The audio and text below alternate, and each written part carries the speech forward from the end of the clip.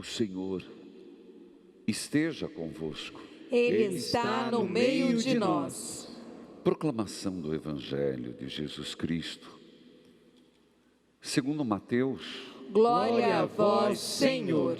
Naquele tempo, Jesus voltou a falar em parábolas aos sumos sacerdotes, aos anciãos do povo, dizendo: o reino dos céus é como a história de um rei que preparou a festa do casamento de seu filho, e mandou os seus empregados para chamar os convidados para a festa, mas eles não quiseram vir. O rei mandou outros empregados dizendo: dizei aos convidados, já preparei o banquete, os bois, os animais cevados já foram abatidos, tudo está pronto, vinde para a festa. Mas os convidados não deram a menor atenção. Um foi para o seu campo, outro para seus negócios, outros agarraram os empregados, bateram neles e os mataram. O rei ficou indignado e mandou suas tropas para matar aqueles assassinos e incendiar a cidade deles. Em seguida, o rei disse aos empregados: a festa do casamento está pronta, mas os convidados não foram dignos dela. Portanto, ide até as encruzilhadas dos caminhos e convidai para a festa todos os que encontrardes. Então, os empregados saíram pelos caminhos e reuniram todos os que encontraram, maus e bons. E a sala da festa ficou cheia de convidados. Mas, quando o rei entrou para ver os convidados, observou ali um homem que não estava usando traje de festa e perguntou-lhe: amigo, como entraste aqui sem ter o traje de festa? Mas o homem nada respondeu. Então o rei disse aos que o serviam: amarrai os pés e as mãos deste homem e jogai-o fora na escuridão. Ali haverá choro e ranger de dentes, porque muitos são chamados, poucos são escolhidos. Palavra da salvação. Glória a vós, Senhor. Que a palavra de Deus perdoe os nossos pecados. Amém. Filhos queridos, não precisa tocar não, viu? Porque isso é de 1900 e quadrado. Muita gente fez a primeira comunhão com uma musiquinha assim, ó, musiquinha. O rei fez um grande banquete, o povo já foi convidado, a mesa já está preparada, já foi o cordeiro imolado. Algo parecido, não era assim? Cantamos muito. O rei fez um grande banquete, o povo já foi convidado, a mesa já está preparada, já foi o cordeiro imolado. Essa era uma música que fazia parte de uma missa de primeira comunhão. É o evangelho de hoje. Então, com isto, hoje, quinta-feira eucarística. Quem está fazendo as quintas eucarísticas? Muito bem. E nós vamos seguir em frente. Nós vamos fazer 9 dias, pedindo a libertação. E eu digo, gente, quem já recebeu a graça, termine agradecendo. Já tem aparecido testemunhos. Mas quem não, continue. E não pretendo parar nesses 9 dias. Você se habitue às 7 horas da noite. Na verdade é assim: a missa, e como uma extensão, a Eucaristia, a adoração do Santíssimo, é uma extensão, é um prolongamento da Eucaristia. Por isso que eu tirei, depois logo que eu fazia na missa, e passei para a noite. Então você se programa, 7 horas da noite, é uma questão de se programar. Mas eu tenho que esquentar a janta, esquenta antes, e o micro-ondas em 3 minutos esquenta tudo. Já faz para o almoço para sobrar para a janta. E a gente reza. Porque nesse banquete eucarístico, todos somos convidados. E quem ganha somos nós. Porque nós recebemos Jesus na missa, podendo comungar. Se na pandemia você não pode, você pode fazer a comunhão espiritual. Mas na bênção do Santíssimo, nós podemos receber Jesus com suas bênçãos também. É muito curativo, é muito libertador, e não pretendo parar. Terminados 9, enquanto tiver, e vamos seguir em frente, vamos fazer as nossas adorações. Tem sido bom, não tem? O evangelho de hoje é de Mateus, e eu careço de explicar um pouco, porque é um evangelho complicado, não é? Quem achou meio complicado? Eu achei, pelo menos para compreender. Porque nosso Senhor fala, vamos lá. Jesus contou uma parábola, lembre aquilo que eu expliquei. Uma parábola, ela não pode ser tida como mandamento. Ela é algo comparativo, de certa forma analógico. Então, não é uma verdade no sentido axioma, no sentido de mandamento a ser cumprido ao pé da letra. É sempre algo que o Senhor nos propõe e que nós vamos tirando os significados no tempo. Diz, e Jesus fala para quem? Isso é muito importante para quem fala. Você sabe que nosso Senhor, Ele tinha várias palavras. Palavras mais ácidas, quando, por exemplo, falava com os fariseus: ai de vós, fariseus, ai de vós, escribas. Jesus tinha palavras duras, mas Jesus tinha as palavras sensíveis, palavras que tocavam o coração. Então o interlocutor, sempre é importante nós observarmos. E aqui, a parábola é para um grupo de cabeça dura. Qualquer semelhança conosco, mera coincidência. Sacerdotes, anciãos, pessoas idosas. Anciãos é idosos, quer dizer, pessoas já vividas, pessoas que já experimentaram e vivem a fé como nós. Não é uma questão de idade, aqui é uma questão de já habituados a ir à missa, já habituados a escutar a palavra de Deus. Eu diria, é uma nova evangelização que o Senhor faz. Alguém fala reevangelização, a palavra melhor é nova evangelização. Mas vamos ver, o reino dos céus é como a história de um rei. É claro que esse rei é Deus, esse rei é o Pai, que mandou os seus empregados para chamar os convidados para a festa. Que festa? Aqui já é preciso entender que estamos falando do Apocalipse, a festa entre a humanidade e Deus, a festa do banquete nupcial, a festa do banquete nupcial que nós temos uma primeira imagem aqui na Santa Missa, onde toda missa o padre levanta a hóstia, usa mais ou às vezes menos: felizes os convidados para a ceia do Senhor, não é assim? Às vezes usa outra palavra, por exemplo, provai e vede como o Senhor é bom, ou o Senhor é minha luz, o Senhor eu sou a luz do mundo, quem me segue não andará nas trevas. Mas aqui está, felizes os convidados para a ceia do Senhor. E qual é a resposta? Eu não sou. Como é que é? Eu não sou digno de que entreis em minha morada, mas dizei uma palavra e eu serei salvo. Pois bem, toda missa é um banquete nupcial. Um banquete que nós somos chamados a celebrar na missa dominical, somos chamados, quem tem o privilégio da missa diária, como nós. Mas é uma prefiguração, é uma imagem do que um dia nós viveremos no céu. Um banquete eterno com o Senhor.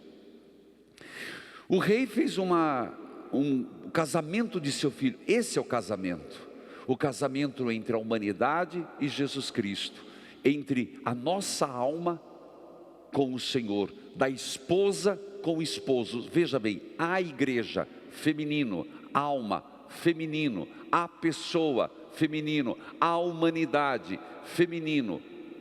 Portanto, esse casamento, consegue entender? Essa união que acontece? Mandou seus empregados para chamar os convidados para festas, para a festa, mas eles não quiseram. Primeira leva, convidou seus empregados. O Senhor manda convidar. Veja, que Senhor misericordioso. Qual empregado que é convidado para uma festa? É empregado na parábola, mas ao mesmo tempo é convidado para a festa. Veja que Deus quer partilhar com os seus daquilo que Ele tem de melhor. E o que é que Deus tem de melhor para nós? Seu Filho Jesus Cristo, corpo, sangue e tudo o que provém de eficácia redentora em nossa vida. Mas Deus não se cansa. Essa é a mensagem. Quando celebramos a missa, quando é ofertado um convite, essa oferta que o Senhor não se cansa de fazer, Ele manda outros empregados. E Ele manda um recado: diga aos convidados. Queridos irmãos, todos são convidados. Não sei se você compreende. Por isso que Jesus morreu na cruz, não morreu pelos judeus, não morreu só pelos católicos, não morreu só pelos cristãos, Ele morreu por todos. A mensagem do Senhor é dirigida a todos, ao islamismo, ao budismo, ao hinduísmo, à testemunha de Jeová. É um convite a todos, para que cheguem a esse convívio. Dizei aos convidados: preparei um banquete. Olha que bonito, não foram os empregados que prepararam, Deus prepara o banquete. Você sabe a diferença? Uma coisa é você comprar comida pronta. Agora nós estamos no famoso delivery, né? A gente compra, pede pizza, se vira como pode e vai, né? Ou faz em casa. Mas quando você sabe que a pessoa preparou para você, você não percebe carinho? Alguém que foi lá, preparou aquela quirerinha, fez para você, preparou aquele feijãozinho que caprichou. Não é uma questão de chiqueza, por favor. Eu estou falando, fazer aquele feijão do jeito que a pessoa gosta, fazer aquela, sabe o que eu estou falando? Deus prepara o banquete. Ele não compra pronto, Ele não manda para delivery.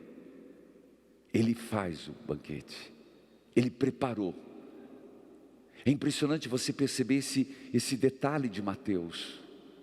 Deus prepara o banquete para os seus filhos. Eu fico imaginando, como uma mãe que prepara porque o filho está chegando, faz tempo que não vem, está vindo com aquela renca de neto, e a mãe fica ali preparando, sabe? Aquela comidinha. Como é gostoso pensar Deus assim também como uma mãe, porque Deus é também mãe. Dizei aos convidados: eu preparei um banquete. E olha que banquete, hein? Bois, os animais cevados, imagino que cordeiro. Se fosse aqui um frango, galo não, né? Um frango. Preparou aquela comida gostosa, aquela polenta. Já foram abatidos os animais, tudo está pronto. Venham para a festa. Gente, como Deus não se cansa. É impressionante, você percebe, e aqui é uma questão de nós percebermos na nossa vida, como a gente se cansa das pessoas. Tem hora que dá preguiça, não dá? Tem hora que dá preguiça de puxar conversa. Tem gente que está fazendo assim, é verdade. Você se cansa, meu Deus do céu. Deus não se cansa da gente, das nossas, sermos filhos birrento, às vezes filho difícil. Deus não se cansa. Como é bom você pensar: Deus não se cansa de mim, Deus não se cansa da humanidade. Quem acompanhou hoje, e terminei, mas Êxodo do bezerro de ouro, alguém está acompanhando? Vocês estão perdendo experiência de Deus, gente? Perde de manhã, pega à noite. Mas que exemplo aquilo! Deus dando para Moisés a tábua da lei, mandou fazer a arca, que nós estamos confeccionando. Está faltando um pouquinho, gente. Se quiser ajudar, é bem-vindo. Fala com a Cleusa, com a Fernanda. falta um pouquinho ainda. Estou fazendo uma arca. O senhor está fazendo, um artista está fazendo uma arca igual aquela. Nós vamos usar aqui. E de repente, o que acontece?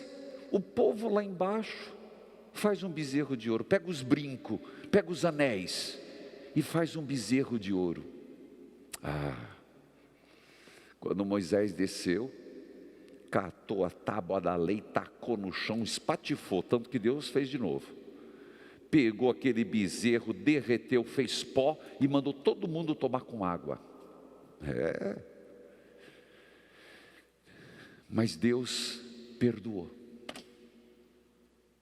É impressionante, eu queria que você percebesse na minha vida, na tua vida, como Deus é paciencioso. Gente, para pensar, como Deus é paciencioso, e pensar, estou no meio de uma pandemia, meus filhos estão no meio de uma pandemia, estão rezando, estão pedindo, estão sofrendo, que Deus o livre, mas não se converte. Percebe como é impressionante? E o que eles fizeram? Mas os convidados não deram atenção. E aqui começa a pensar você. Como cristãos somos os convidados, mas como seres humanos, somos convidados. E veja por que não foram. Um foi para o campo, preocupação da colheita. Foi para o campo, não vou para a festa não. Está me convidando, mas não vou não, vou trabalhar. O outro foi fazer seus negócios, eu preciso ganhar meu din-din, a crise está feia, seu vigário. Estou precisando ganhar uns din-din aí, meu filho. Não tem tempo para Deus não. Nossa, eu li alguns comentários nas redes sociais sobre um posicionamento da igreja. Não vou entrar nesse mérito, mas eu fiquei impressionado. Pelo amor de Deus, cada palavrão que a mulherada está usando. E eu olhava e falava, mas meu Deus, será que é mulher mesmo? E eu olhava, gente, o que é isso? Não estou falando o contexto, não quero entrar aqui. Eu só estou falando que de uma boca sai cada palavrão, que a gente fica meio assim, opa, o pessoal está meio... Outros foram para os negócios. Às vezes os nossos negócios são mais importantes que a Deus. E Deus dizendo, meu filho, vem para a festa. Olha que tem até um termo, né? Tem um na nossa equipe que sempre fala, chamou para a festa, eu vou. Deus está dizendo, vem para a festa, não vou. Aí vai no velório. Vem para a festa, não vou trabalhar. Vem para a festa, vou negociar, vou fazer meu câmbiozinho. Vou aumentar meu dinheirinho para depois os filhos brigar. Porque é isso, né? Economiza, que Deus o livre. Economiza, chega a roer as unhas. Pão com banha. Para os outros depois brigar no shopping. Quem é que gasta mais? Outros agarraram os empregados e foram até violentos. Bateram neles e mataram os profetas. A grande maioria dos profetas foram mortos. Aqui você vê a história da salvação. Se você pegar desde Abraão, Isaac, Jacó, Elias, Moisés, Elias, e aí você vai pegando Eliseu, vai pegando os outros profetas, até João Batista. Jesus está contando para quem entendia. Você percebe que quando Jesus começou a contar isso, aqueles idosos, com seus cabelos brancos, com as suas cãs, com os seus filactérios, com as suas togas, eles começaram a ficar meio ouriçados. Peraí, onde que esse homem vai chegar? Bateram nele e mataram. O rei ficou indignado e mandou a tropa para matar aqueles assassinos e incendiar a cidade. Mateus aqui está falando do ano 70. É a interpretação de Bento XVI. Porque no ano 70, os romanos chegaram e destruíram pedra sobre pedra, não deixaram nada.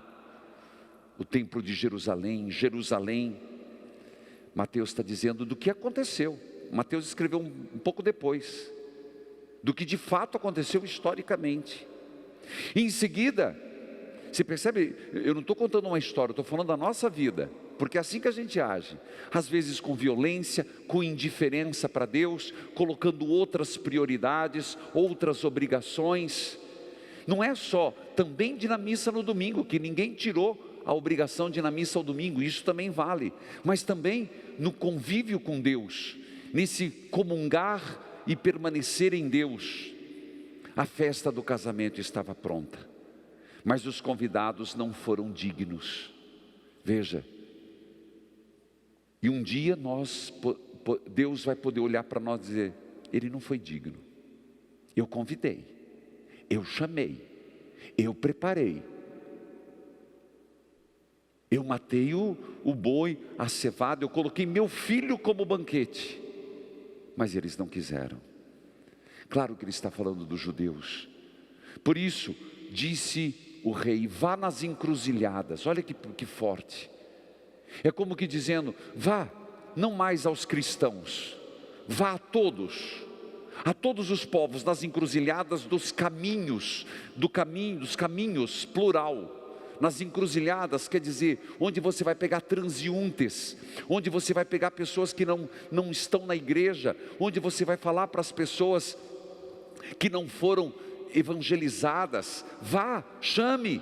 Deus quer que todos venham para a festa. Então reuniram bons e maus. Aqui já começa um problema. Deus não exclui ninguém. O banquete está oferecido para todos, bons e maus. Mas aconteceu um fato. O rei entrou para ver os convidados, observou que ali, já dentro da festa, entrou um que não estava trajado pela festa. Você não se perguntou que traje é esse? Você não se fez uma pergunta? Como que esse homem passou pela porta, os convidados deixaram entrar, os servos deixaram entrar, estava para a festa e não estava com a veste? Do que está falando? São Gregório Magno já respondeu. Esse homem, ele entrou pela porta porque ele teve fé. Como todos nós, pela fé, nós abrimos a porta para o banquete. Pela nossa fé, nós adentramos ao salão. Mas se nos faltar o amor e a caridade, que são as vestimentas nupciais, não poderemos comungar. São Gregório Magno. Compreenda, meus irmãos. Não disse: a fé sem obras não tem sentido? Então repito, o homem estava no salão, o homem chegou perto do banquete, e São Gregório diz: faltou-lhe a veste nupcial, faltou-lhe o amor, faltou-lhe a caridade. E às vezes é o que nos falta. Pela fé fomos batizados, adentramos a porta. Pela fé adentramos ao mistério de Jesus eucarístico. Pela fé adentramos a própria liturgia. Mas não nos pode faltar a veste nupcial. E essa veste nupcial é aquilo que nós colocamos sobre. Tanto que existe a sobrepeliz que o padre usa, que parece um coroinha. Aquilo chama-se sobrepeliz. Sobre a alma, que é o revestimento do amor, da caridade. Por isso, somos chamados a pedir a Deus: Senhor, que eu tenha fé para adentrar, mas que não me falte o amor, não me falte a caridade, não me falte a atenção para com os outros, não me falte uma fé vivida na ajuda ao próximo, porque eu não quero ser amarrado pelos pés e jogado na escuridão, porque foi isso que o rei mandou fazer. Foi isso, a parábola diz. Essa escuridão, como a ausência de Deus, escuridão como ausência da luz, escuridão como inferno, se assim preferir, ausência do amor. O rei fez um grande banquete, para mim e para você, para toda a humanidade. A mesa já está preparada. Em cada missa é um exemplo disso. É por isso que exatamente para termos essa veste, por isso o Salmo. Lembra de outro texto? Quem são aqueles anciãos com aquela veste? São aqueles que passaram pela grande tribulação, Apocalipse, e lavaram suas vestes, a veste nupcial, no sangue do Cordeiro. Aí Bento XVI vai dizer: pois pegue a sua veste e lave, esfregue, quantas vezes preciso for no sangue do Cordeiro. Essa veste que se desdobre em caridade, que se desdobre em amor, para que o salmo aconteça. Eis o salmo de hoje: eu hei de derramar sobre vós uma água pura, e de vossas imundícies vos purificarei. Compreenderam o salmo? Compreenderam porque hoje é o Salmo 50? O miserere, misericórdia, Senhor. Porque por estarmos tão perto do banquete, precisamos lavar nossas vestes e sermos purificados pelo sangue de Jesus. É por isso que também se reveste de um momento penitencial. Criai em mim, Senhor, um coração puro, dai-me de novo um espírito resoluto. Ó Senhor, não me esconda a vossa face, nem retire de mim o vosso Santo Espírito.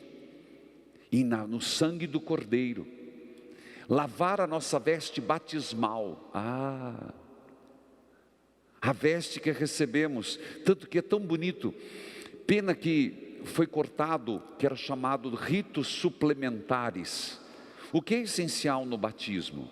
É a unção no peito, o batizado, a ablusão com água, depois na testa, depois vem os ritos complementares, a vela, o éfata, na boca e no ouvido, o sal e a veste branca. Como se muitos não fazem a veste branca, por isso que se pede para as crianças virem vestidos de branco, né? Ah não, padre, eu só pensei que homem era azul, mulher era rosa. Não, no batizado é branco. Porque o padre não põe mais a veste, a criança já vem. Não estou dizendo que isso é norma, e quem foi batizado diferente não vai ficar com peso de consciência, pelo amor de Deus. Mas esse é o espírito da veste branca para a criança. A veste nupcial do batismo. Uma das coisas que eu sinto ter perdido, mas sinto mesmo, que quando eu fui nesse ano jubilar, eu tinha a manta do meu batismo. Que minha madrinha, tia Maria, fez. Uma manta simples, mas eu aguardei. Aí nessas mudanças, vai para um lado, vai para o outro, fui procurar, não achei. Mas me lembrava essa manta, essa veste do batismo. Não sei como é que perdeu. Mas é essa veste do Cordeiro que nós temos que pedir: Senhor, derrame essa água pura, e de minhas imundícies purificai-me. Toda missa é essa oportunidade. Que parábola forte, né? Entendeu que não é complicado? É porque os termos que Jesus usa são diferentes de um pouco dos nossos, mas a mensagem é muito atual. Que o Senhor nos ajude a purificarmos nossas vestes no sangue por Ele derramado. Amém. Amém. Relevemos a Deus as nossas preces. Senhor, escutai a nossa prece, todos. Senhor, escutai a nossa prece.